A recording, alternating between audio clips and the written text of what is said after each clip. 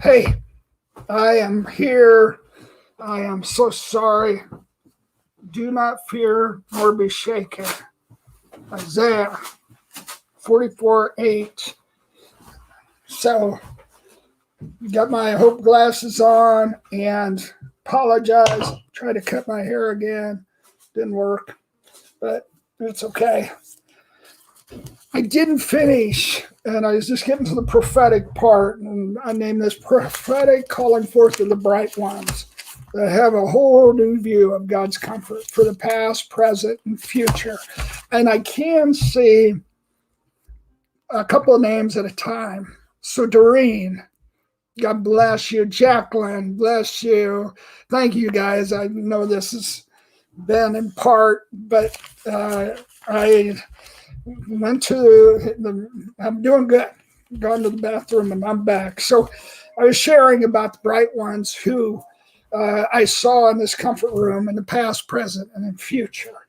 And so I talked about the JRM who showed the politician, and I saw Ann come up there. Glad to see Ann. I shared about you earlier. I don't know if you got to hear that, but and I think Jacqueline always writes down the time, so I really appreciate that so much. Um, just I was sharing about the kind of politician that would be coming forth and would be calling forth, and I gave the individual's name, and so I would encourage you. Thank you, Ann. You did say it. Okay, look at that one who has indomitable hope and just sees with the light of God's goodness, and is a believer, has 6 children, named them all after saints from the 1500s. So it was really a sharing about people that would be like the elephant man. And this was when this corner, I saw the elephant man that had been comforted through his life, past, present, future. And as we all know, he lived a life where he was ridiculed, bullied, but he just had this spirit that raised above it. It was like John Wimber. John Wimber had cancer. His son had cancer. His daughter ended up in law getting cancer. And here's a man that led healing, but he got real weak. And his son, John Wimber, got stuck on the bottom of a jacuzzi. His wife was in there. And so, I know her. I'm trying to remember her name. Sorry. But she was in there, and the daughter-in-law was in there, and his son was in there, and his son got his sweats or his shorts caught in the jacuzzi blade. And so he couldn't get up.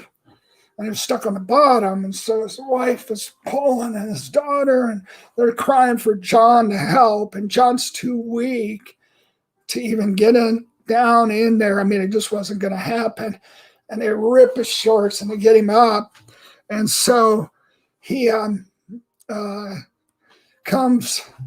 There's Lori. Good. Linda. So I'm seeing a few of his. Come on. Excellent.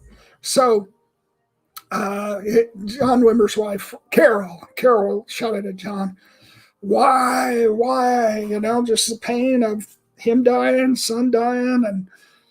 And he says, he looks at her and then just kind of looks up in the air and he said, Carol, these are the best days of our life. And, there's a perspective through the Lord that's redemptive. That's able on the cross to say, forgive them for what they do. It's just the next sharing session is going to blow us away, I believe, and change us. But I'm speaking of the people that I saw that had been changed by this comfort that God had brought them for the past, present, future. So they had an appreciation for all things. And so I just named this politician, but I saw ones in different arenas of life that would be able to take the bitter and turn it to sweet, which happens in Exodus 15. And I just want to say, the ones I saw a leaf Heflin, or it might be close to that.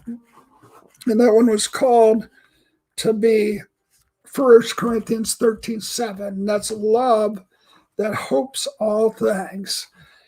And I saw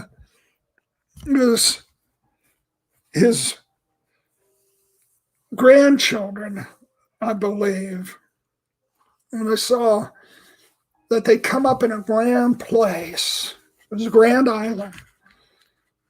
And he would see with grand eyes a grand place. And I think it's literal.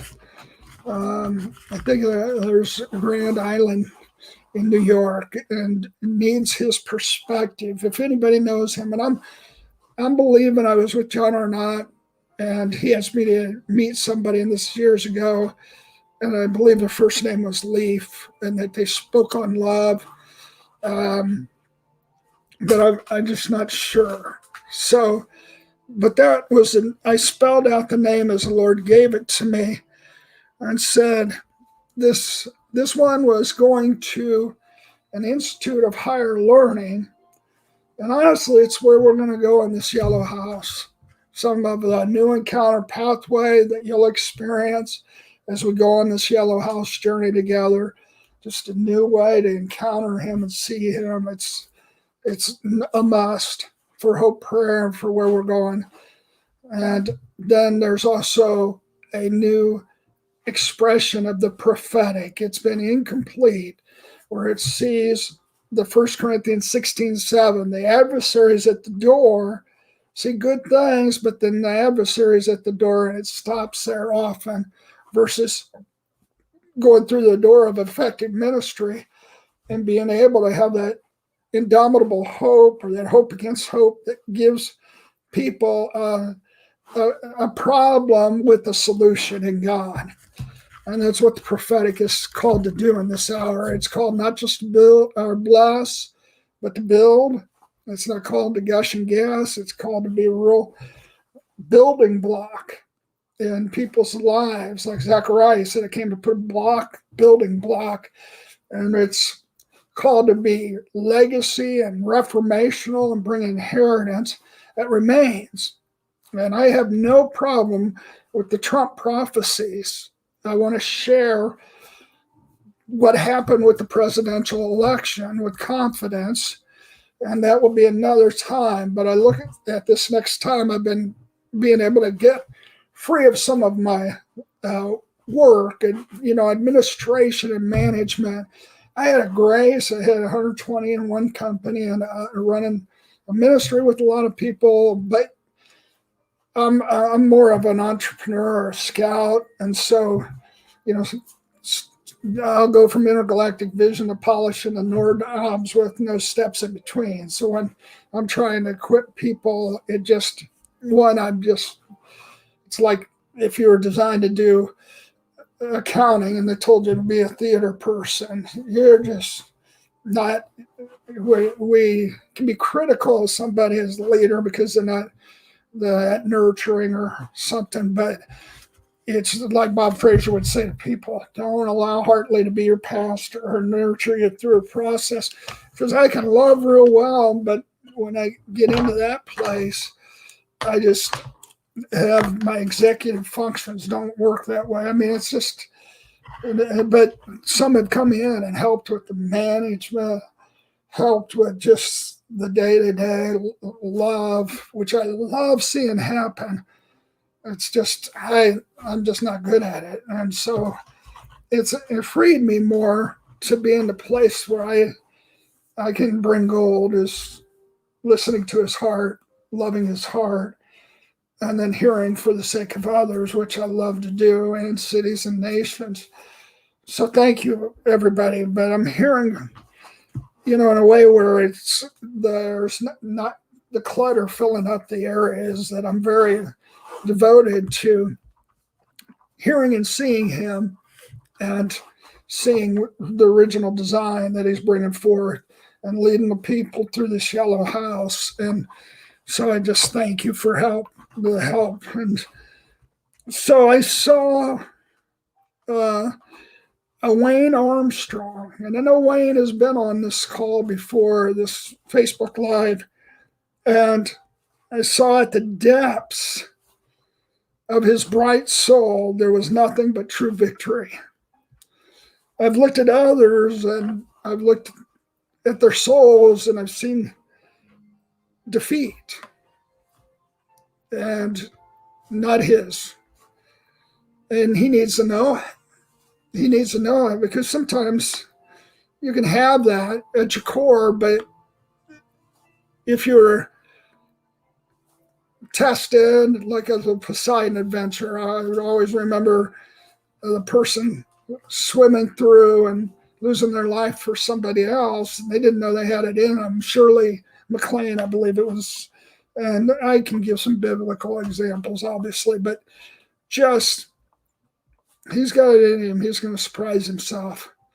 And so I'm really honored that he would be on this call at times and that he'd go on a journey with us. But I saw somebody else like that. And it was the one who wrote the book about how to bring peace in a polarized nation. And he's been on this Facebook Live many times, and just I've seen his name. Afterwards, I just see a list of people's names. And if anybody remembers, I believe his first name was Robert. And I asked the Lord to give it to me. I know he will. But just the timing for them to know that they're like the JRMs, that they're going to have a say in this society, and they're going to be able to meet the twisted lies that come their way, which is Leviathan, which I need to speak to you about, because we've underestimated the presence of a third party in this season. And I shared it with a few leaders, but they're going to bring the antidote. And in the society and the culture, that it isn't canceled, but it's actually the opposite, that it will bring and make virtues fashionable and Jesus fashionable again. So proud of him. And Letitia Smith. I don't know if Letitia Smith has been on. Like I said, I can see a couple of names, but Letitia Smith is the one that will, just I see her on the radio and I see her blasting the good news. We need to find her and tell her, and there's more to be said to her. I saw Mike Town, Roger the Joiner. And I believe Roger has been on this call, and Roger that would be the joiner and join people that are on opposite sides, and they'd end up loving each other. And he had a secret gift and tool of perspective that brought perspective, like Nathaniel did to David, not that you killed the sheep and that, but just he would state a story or a principle out in the air, and it would land on both of them, and he would honor each before each other, and they would come to peace. And he's going to be surprised who comes his way. I believe it's time for Justin Bieber again, and it's time on a different level for him to come into his calling. And all the people don't have to be, people that are notable people, by society. The Lord just spoke to me. I focused on the down and outer, and I did not like people of wealth or upper. And then he had me end up being with people, and I did, because my dad was really like that. And then he changed, like I said with the lawyer earlier, and I just knew that would be part of who I was called to, and it doesn't make any difference. It's like being called to Mike Pence and seeing some things happen and understanding that in a few months from now that Linda Everline will write him a message that will help take the poison dart out of his heart. So, and she's not fully responsible. I don't know if Linda's on this call, but Linda's to really protect her view that when she sees, perceived negativity or wrongs, to just wait a minute longer. Just wait a minute longer. Just don't let it take your best juices and your best heart. It's not worth it. But also, he will give you a different perspective potentially. And not that you have a bad one. It's this real high one. Mike Town, bring the well of Exodus 15. And I will share more about that. Mike might be on this call. He's around in Kansas City. Mark Hendrickson is giving a heavenly pathway to ascend, where I knew Mark for 30 years, and there were things that would eat at him a year or two ago that just can't. I mean, he'd be being sued for no reason from a relative somewhere or something, just attack. Totally, he's an honorable man, but his ability to not even take that into consideration, love the person, but just to keep on the upward prize is sensational. And he's going to lead many of us on a heavenly pathway of ascension, because we got to live from a heavenly place. Hey, buddy, he's laying on my foot. Then Jimmy Hartley, Bill Johnson. I'm not going to say how or what. Jed Hartley, just to get, he understands both sides now, Jed does. And he will be able to bring peace to both sides and love both sides the same. And that's going to be awesome. He's been given a great voice in the university. He's my son. I have his book here. You ought to get it. He wrote it about me. I hope it's not hereditary. I've got a straw and I'm sucking out of his shake with it. And it's the mostly true stories of my father, Bob Hartley. It's one of the best written things. I mean, if it wasn't about me, I'd think, gosh, it was well written. But this is also the Hope DVDs that Ann had asked for. And I do have 2 or 3 copies, Ann, but we need to just replenish the products. And I think we got it on audio, but this is the best tools for what is hope, why hope, what's a hope center, hope in God, hope in people, the next generation. And I encourage you guys, we're on a journey, and each month we'll have key tools. This is my journey of hope, and it really is about how to build a hope center. And my daughter wrote this. My son wrote this one. I think he was 19, but he had written a lot. By that time, my daughter was 17, Amy Ann. And so she talks about, she did a great job, really good. Just interviewed me, the 5 pillars of hope. And her dad.